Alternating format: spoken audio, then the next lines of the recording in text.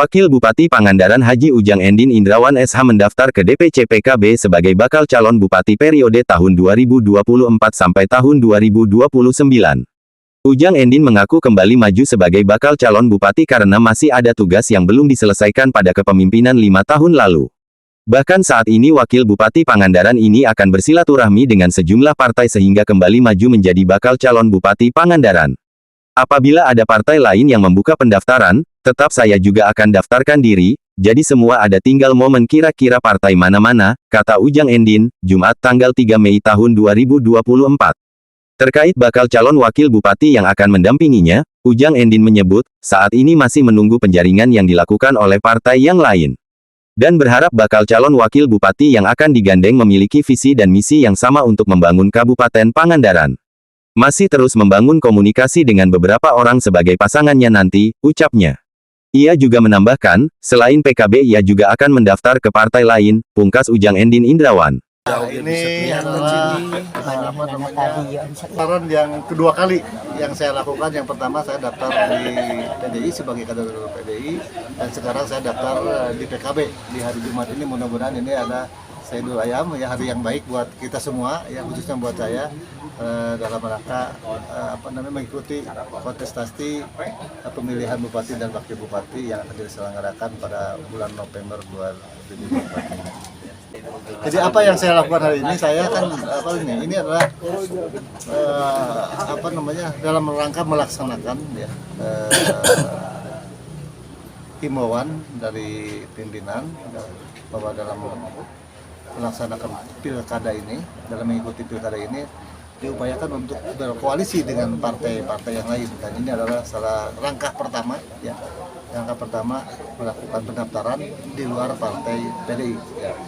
Dan tidak menutup kemungkinan nanti saya akan juga melakukan pendaftaran di partai yang lain kalau partai lain membuka pendaftaran. Dikantongi pasti sudah dikantongi, semua kantong sudah penuh. Dikeluarkan nanti. Ya, dikeluarkan nanti. Ya. Bisa dari politisi, bisa dari luar politisi. Ya. Yang penting calon itu dapat menunjang untuk untuk kepentingan Pangandaran ke depan, dan yang terutama untuk menunjang bagaimana memenangkan kompetisi ini. Itu yang. Nah, ini yang perlu diluruskan. Kemarin kan ada yang berita, ya, saya itu akan mencalonkan wakil bupati, itu berita yang salah. Yang benarnya itu saya itu akan mencalonkan menjadi bupati, bukan wakil bupati. Kalau sekarang kan sudah wakil bupati. Ini naik ya Pak ya? Kan hirupnya kudu naik. Lebih baik, Pak. Hidup ini harus lebih baik daripada hari kemarin. Jadi lamun anggar kena wakil bupati, termasuknya jelema rugi, Pak. Nanti kan ada pembicaraan. Biasanya kan antara orang tua dengan anak juga berembuk, Pak. Ya kan? Anggaplah analoginya partai itu adalah orang tua, ya kan? Saya ini adalah anaknya, nanti berembuk, ya kan? Bisa dijodohkan, bisa juga saya mencari jodoh sendiri. Yang jelas, kalaupun dijodohkan harus sesuai dengan keinginan koalisi saya sendiri. Gitu kan.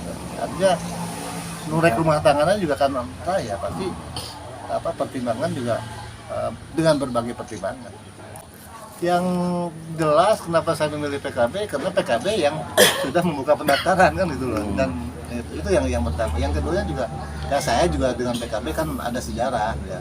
Dulu saya hampir berjodoh dengan PKB, cuma tertunda barangkali sekarang. Tidak mudah untuk membangun Pangandaran itu. Ke depan itu akan sangat sulit, Pak.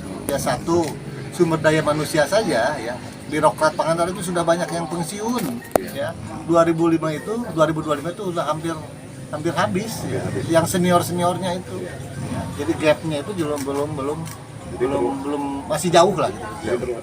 Menurut Ketua DPC PKB Pangandaran, Otang Tarlian, pembukaan pendaftaran tersebut untuk menjaring balon kepala daerah, sejumlah balon telah berkomunikasi secara informal. Pun sejumlah parpol merapat untuk berkoalisi dalam kontestasi Pilkada 2024. Sebab, untuk dapat mengusung balon bupati dibutuhkan minimal 9 kursi di DPRD Pangandaran. Sementara PKB hanya punya 5 kursi. Beberapa sudah komunikasi informal, PKB terbuka bagi masyarakat. Sehingga, siapa saja yang ingin mendaftar dipersilakan. Pendaftaran pun bersifat terbuka, bebas, dari segala kalangan masyarakat. Baik dari parpol lain, pengusaha, dipersilakan, jelas Otang. Meski begitu, menurut Otang, keputusan akhir nantinya ada di DPP PKB. Syarat khusus tidak ada, bebas bagi semua masyarakat. Baik kader maupun non-kader yang memiliki komitmen membangun Pangandaran bersama PKB. Kami juga akan melakukan roadshow mulai memulai penjajakan, mensinkronkan apakah ada sesuatu yang bisa kita jalankan bersama untuk visi dan sebagainya tentang kepentingan kita. Itu yang mungkin kita lakukan. Nah, sekalipun Kang Haji kalau menjadi kader partai beliau sesungguhnya kalau hanya mendaftarkan tidak penting, tapi saya rasa terhormat sekali beliau adalah kader yang dari partai sudah cukup untuk mendaftarkan tapi daftar juga ke sana. Artinya bagi kami ini kehormatan, maka mudah-mudahan kami juga bisa menjalankan sesuai apa yang diharapkan. Ketua Despilkada DPC PKB Pangandaran, Jalaluddin menegaskan, sejak tanggal 25 April sampai tanggal 4 Mei tahun 2024 membuka pengambilan formulir penjaringan bakal calon bupati dan wakil bupati untuk Pilkada Pangandaran 2024. Jalal belum bisa memastikan kapan terakhir batas pengumpulan berkas formulir pendaftaran. Menurutnya, DPC sendiri masih menunggu instruksi dari DPP. Penjaringan terakhir masih menunggu DPP karena kita bersifat hierarki des penjaringan calon pilkada ini strukturnya sampai DPP.